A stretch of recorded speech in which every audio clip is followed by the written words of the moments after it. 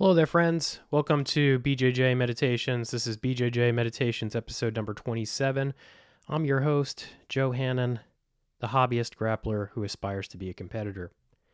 This week in the competition prep realm, it's been a very intense week. At this point, we're a little more than a week out. Weight cut's going well. I think I'm on weight. I was at the doctor's office yesterday getting some blood work done, or was fasting, and stepped on the scale and was a clean 180 with jeans on. So I think with the gi on, I'm going to be right there. Some interesting realizations this week on the mats as I was training. I was training with my man, Jerry Hurtado. He's a black belt instructor at our school on, I think it was Wednesday afternoon. And Jerry is a smaller guy. So Jerry has developed a very strategic and highly technical game as a result of his size. And Jerry, I think, has put more thought into grip fighting than perhaps anyone else I've ever met. I think Marcelo Garcia, too, has put a ton of thought into grip fighting, and Jerry got his black belt from Marcelo, so it would make sense that the knowledge would trickle down there. But because of Jerry's size, he came to realize very early on in his game that if he was able to deny somebody the initial grip that they wanted, he could then deny them the entry point that they were seeking into their game, and then look to improve his grip and then pull the person into their game. This is a very foundational aspect of jiu-jitsu that I think gets overlooked because it's frankly boring. It's not that interesting when you compare it to things like guard or passing. Grip fighting's kind of blasé. But you put a high level of thought and practice into it, it translates into a high level of technical acumen as displayed by Mr. Jerry Hurtado. But Jerry was doing a very good job of harassing me with grips. And that day, he was playing with the classic dark alley choke, where he's looking to catch you as you're passing and put you out. And one of the only times I've gone out on the mat, it was with that choke. So he had the grips. I was passing his half guard, and very quickly I planted the knee on his neck and just let him know that we're not going to advance this position any further, and you're just going to have to deal with my knee crushing your neck until you let it go. I don't remember how it ended. Bell might have rang. But he and I were discussing it after class, and I essentially played back everything I just said to you right now. And he said, yeah, I was messing with that. I hit it with a couple of people. The upper belts were wise to it. You knew what was going on, but you didn't know what to do, and you turned the wrong way at one point. And I said, yeah, it's very difficult for me to remember which way to turn. And he said, well, don't think about it that way. Just break the grip. And, it's one of those, this illustrates the importance of feedback loops, I think, beautifully, because it's one of those situations where without an external feedback loop, without an external set of eyes on you and your performance, you might totally miss the obvious solution there, which is to just break the grip. It also says a lot about me as a person and my personality and my disposition, that I'm just willing to accept things as they are, as opposed to changing my environment. Humans allegedly were one of the few animals on the earth that is capable and motivated to change our environments. And I think to a certain degree, I do that, but to a lesser degree, I'm kind of more prone to seek equanimity when things aren't going my way. So, okay, Jerry, you've got this grip. I'm going to deal with this grip as it is. But as discussed recently in the episode about aggression, this is yet another example where I could be more assertive. So thank you, Jerry. And I plant that seed with you because, hey, perhaps it's something you need to think about either technically or thematically in your game. What are you accepting that you might not necessarily have to accept? What are you potentially capable of changing that you could change? But without further ado, let's get into this week's BJJ meditation, which I wrote on a legal pad at about 4:30 this morning and just typed up, and I will read it to you now. It's called The Point of Jiu Jitsu Competition. What is the point of all this suffering? Thinkers and theologians have asked this question for centuries. Maybe a few grapplers have as well. Jiu-jitsu is all hell, and competition is one of its inner circles, where searing heat can melt even the most hardened resolve to win. Some insulate themselves with feigned dispassion. I'm just happy to be here. It doesn't matter if I win or lose. Others insulate themselves with bravado. a cool indifference, and aloof air. Why do we subject ourselves to this experience? Learning and growth, yes. Victory, yes. But I feel there's something deeper. It's that this suffering, this tension, these are qualities of experience. These are dimensions of being as rich and powerful as the highest highs. The point of this particular breed of suffering, if it has one at all, is that it's pointed and poignant. The point is that it's just as transient as joy. The point is to move with and through it. The point is to meet it willingly. And if we really stretch ourselves, the point is to love it. The point is to love it. Yeah, so let's talk a little bit first about the feigned dispassion. I had just gotten my purple belt, and I was doing the same local competition that I'm about to do in a little over a week here. And I was in the bullpen getting ready with all the other guys I'd be fighting, and my first opponent was there, and he was kind of like making nervous small talk with all the other guys in the bullpen. And hey, man, I'm sorry if you're listening to this, but this is what you were doing. And he was saying something along those lines, like, "Oh yeah, I'm just here to have fun, I just want to have a good time." And I'm thinking, I'm not fucking here to have a good time. I'm here to win. I'm always here to win. And if you say you're relaxed and you're not nervous and you're not afraid and you're just here to have a good time, not only are you lying to all the people who you're saying this to, but you are lying to yourself. Or you did a really bad job preparing, because if you're truly going into this and not caring about the outcome, then you clearly haven't invested yourself deeply enough. So I don't know what was going on in that guy's head. That's his business, but I'm there to win. I think we're all there to win, whether we realize it or not. And then, of course, there's the bravado, the braggadociousness. Conor McGregor always comes to mind here, and that can be a very effective tactic, if you're really into playing head games with your opponent. But I've always felt like I don't want to be invested mentally or physically in the mind games. I just want to be 100% all in, invested on the game at hand. And if it's possible to be 100% invested in two things at once in the meta game, right? It's not win or lose, is how you play the game. Like, yeah, I think how you play the game matters, but winning and losing matter too. These things are not mutually exclusive. Otherwise, we wouldn't compete in the first place. So you've got one pole, you've got the feigned indifference, and then you've got the intense bravado. Where are we? I think I'm somewhere in the middle. And I think that that's a choice I make by disposition. It might be right for you. It might not be right for you. I don't know. That's for you to figure out. But there's only one way to figure this out, and it's to do it, to get out there and do it. So Robert Pirsig, the guy who wrote Zen and the Art of Motorcycle Maintenance, he liked to make this distinction between the philosopher and the philosophologist. The philosopher is like Teddy Roosevelt's man in the arena. The guy who's out there sweating, striving, doing.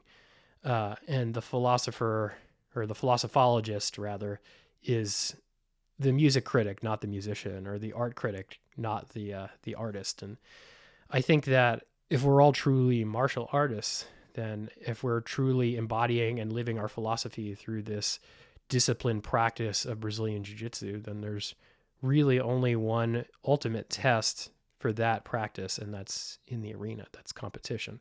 So all that said, it doesn't make competing any easier, right? Competition is this special breed of hell. As I've mentioned in previous episodes, it's not something I like at all.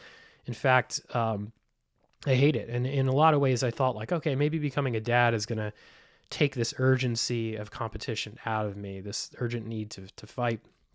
It did not. It went quiet for a little while, but it came back in a big way after I got my brown belt, and it's back bigger than ever. I'm still terrified of it. I still don't like it, but it still looms just as important and large in my psychology as some of life's other most basic drives. So what do we do with that? What do we do with these seemingly contradictory compulsions of run from the fight and go to the fight. So that's kind of what I want to get into a little bit later in this one-sided discussion. But first I want to talk a little bit more about this idea of, why do we compete? And obviously there's the iron sharpening iron aspect that I mentioned before. You're going to know what works and what doesn't much more clearly competing than you will training against the same people over and over again in your gym. I don't know about you guys, but you figure people out. You know what they're going to do. And the ones who keep evolving, keep surprising you, like Colin and Shane McCarthy in my gym, who some of you may know, they just continually absorb new jiu-jitsu. And every time I train with them, it's like training with a new version of them. And, there are people like that who are out there. They're constantly taking themselves on. They're constantly challenging themselves to learn and grow. But then most people, I find, they get to brown belt, they get to black belt. You kind of know what they're going to do. They've kind of solidified their game to a degree, and they don't deviate from it very much. So you learn how to cope with their game. Competition, you have no idea who you're going to be squaring up against, and you have no idea what their capabilities or proclivities are. So it's as close to a true pure fight as many of us will ever get. So yeah, there's learning and there's growth that comes from that, but there's something else that comes from it, and I think of it just as pure presence, or at least that's what I'm striving for. Every time I've walked out onto an IBJJF mat, or even just like a more humble local mat, there's that moment in the bullpen where everything's just butterflies and fear, and the monkey mind is questioning every decision I've made leading up to the moment to step on the mat. And then the ref does one of these and I bow and I run out to the mat as hard as I can, and I try to beat my opponent to the ref, to shaking the ref's hand. That's sort of like the first victory. I want to beat my opponent to shaking the ref's hands. I won that race. So now all I need to do is keep stacking up these little victories psychologically to build up my inertia toward victory. But the second that ref does this, and for those of you who are listening, I'm just doing a very slight wave of the hand, which is what they do. Everything goes quiet, and it's just like that thinking mind is silent, and there's nobody home. The body is just on autopilot, doing what it's trained to do for going on 8 or 9 years now. I'd have to look up how long I've been training. And that's presence. That's as close as I will get to being monk-like. Is that moment of choice to go where the thinking mind just shuts off. Is that equanimity? I don't know. I think of the famous picture of the Buddhist monk setting himself on fire to protest the Vietnam War, and just like how agonizing that must have been physically. But he just sits there placidly until he presumably expires. He certainly died from that. I don't know if I'll ever get to that point. I don't know if I ever will. And also there's that inherent contradiction of equanimity and determination. Like if I were truly at peace with whatever might come from this competition, then I wouldn't care about the outcome whatsoever, and that couldn't be further from the truth. So there are these two poles, these two competing desires, and I think where I'm landing with this is that, yes, they are inherently contradictions, but the human experience is contradictory. We contain these multitudes, whether they're aspects of our personality or aspects of our thought, aspects of our emotions. And sometimes they are seemingly irreconcilable, but that doesn't mean that they're not real. So what do we do with this tension? As I mentioned on my last episode, one of the things I do when I'm not filming BJJ Meditations or writing this podcast is I work in the peak performance consulting space with my jiu-jitsu instructor, Emily Kwok, and we work for a guy named Josh Waitskin, who you may have heard a few times on the Tim Ferriss show. And Josh is the most all-in lifetime learner, competitor, athlete, thinker that I've ever met. And I read The Art of Learning maybe in 2017 and just never imagined that here in 2023 I'd be on his team. But life just kind of took me in that direction, and I'm grateful for it. I'm grateful for everything that Josh and Emily have done for me, everything I've learned from both of them. But one of the things that I was thinking about this morning as I was writing this is something that Josh talks about a lot, and it's the tension. And tension can be the tension you feel in competition. It could be the tension you feel in an interpersonal struggle. It could be the tension that you feel in getting into an ice plunge. That tension is present. It permeates your being on a psychological and physical level, and it pushes you in ways perhaps that nothing else push you.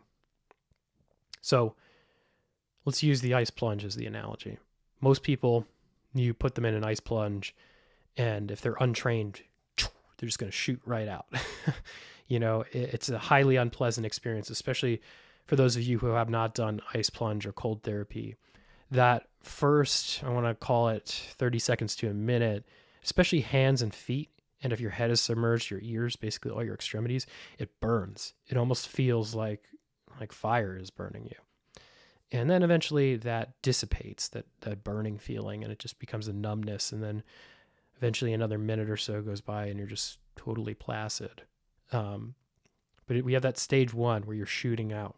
That, in my mind, is bouncing off of the tension. That's what Stephen Pressfield would call resistance. It's the force that you run up against and perhaps bounce off of. So that's kind of stage one. You're totally reactive. And then eventually you get comfortable enough with the cold where you can sit with it. You get past that inner searing tension feeling, that burning sensation, and you numb out, and you can sit with that deep, profound cold feeling on your skin. Now, you might not like it at that point. In fact, it could be very unpleasant. You could still be feeling a very strong urge to shoot out of that cold plunge pit, but you know it's not going to kill you. There's something going on cognitively where the processes are running in such a way where you are overriding that initial impulse to shoot out of the water. In my mind, that's sitting with the tension. But then we can get to a point where we can love the tension. We can look forward to that ice plunge, not looking forward to the feeling of euphoria that comes after it, or the feeling of all the blood rushing back into the extremities as we begin to warm up. But we can actually love the unpleasantness. We can love the whole experience end to end. And I think that's very aspirational for me for Jiu Jitsu. I'm sure there are people out there who just love competing, and I'm just not there yet, but that's my stretch point. That's my ground to gain. That's what I'm reaching for here. And I think regardless of where you are in this game, competitor, not competitor, white belt, black belt, I think that competition is a wonderful tool for identifying our stretch points, but there are other tools as well. And I think that constantly searching for our stretch point, knowing where it's located, knowing what the tactics are that move us out of our comfort zone, or the practices are that move us out of our comfort zone, and then actually doing them, that is essential. That's what moves us forward. That's what helps us grow as grapplers, as humans. And that's what makes Jiu Jitsu so powerful, is that it's an arena in which we can systematize this reaching for the stretch point. It's an arena in which we can systematize moving past it, expanding past what we thought we were once capable of, hitting new points of capability and growth. And for you, maybe that's competition. Maybe that's showing up for your first class. Maybe that's playing a guard you're not familiar with. But we need to bring awareness and presence to this dynamic in order to set the mile markers and to kind of have a sense of where we're going. We need to have those feedback loops. And we need to move through the process with intention. If we're not reflecting on these things, if we're not asking for that external feedback, if we're not going through the deliberate practice of refining these technical or psychological aspects, then it's just not going to happen. You're just going to be somebody who shows up day after day, and maybe you work your way into a black belt, but you're a black belt in some dimensions and not in others. Let's face it, none of us can be black belts in all dimensions, yet to meet somebody who's like that. But I think the true mark of a black belt is knowing where your deficiencies or your shortcomings are and having a plan to constantly take them on. Being a black belt, I think, is taking your shit on as a way of life. So I think that about does it here on the old BJJ Meditations. Wraps her up, as we say in the Big Lebowski. Well, as I like to remind you all, BJJ Meditations, free resource forever. But if you want to support me, us, I say us like there's anyone else here but me. It's just me, folks. The best way to do it is to go on Mirror and buy an NFT of one of these essays. I'm thinking about creating a Patreon account or something like that for you folks who are not down with the crypto. And I don't blame you. I mean, the Sam Bankman-Fried shit was pretty wild. I think the technology is really cool. And for somebody who's sort of like a sovereignty addict, I like the foundational premises of crypto, but I get it. So possibly we'll do that. I'm thinking about it. But yeah, go on Mirror. You can buy the NFTs of these essays, support them, support me. They're about $15 a piece, or don't. It's fine. I don't do this to make a living. I just do this to refine my own thinking and to refine my own training and to hopefully connect with other like-minded people. Speaking of which, if you're enjoying this, like, subscribe, review, share wherever you're listening, watching. It really helps spread the reach. You don't really get any free organic reach anymore on any of these platforms. So every little bit helps in terms of that. You can follow, best way to keep up with BJJ Meditations is to follow on Instagram, BJJ_meditations. And if you're interested in working with me, hit me up. You can message me on Instagram. We could talk about what that looks like. But again, I'm not here to push you. I'm not here to upsell you on anything. This is purely just another training feedback loop. But hey, got to make a living somehow, and I've got these skills, and I love putting them to use to help people level up in their jiu-jitsu, yes, but more broadly to level up in their profession or their life. And it's all just stuff I've learned from working with Josh and Emily. And then finally, if you enjoy what I say and write here, you also might want to check out my Substack, johannon.substack.com. All these links are in the show notes. I just wrote a new story, actually. It's a short story I wrote inspired by Robert Bly's Iron John. It's the short story. It takes place at the Battle of the Somme during World War I. And it's a story of 3 soldiers on the Somme. And each one of them sort of represents this archetype of masculinity. And won't say much more about it than that, but you should check it out. Subscribe to my Substack, also free, and share that if it moves you. And then finally, you can't see my shirt. I screwed up the shot. Damn it. And that's why I need a producer. Come train at Princeton Brazilian Jiu-Jitsu.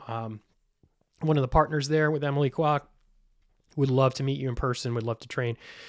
We welcome everyone from all schools, all affiliations.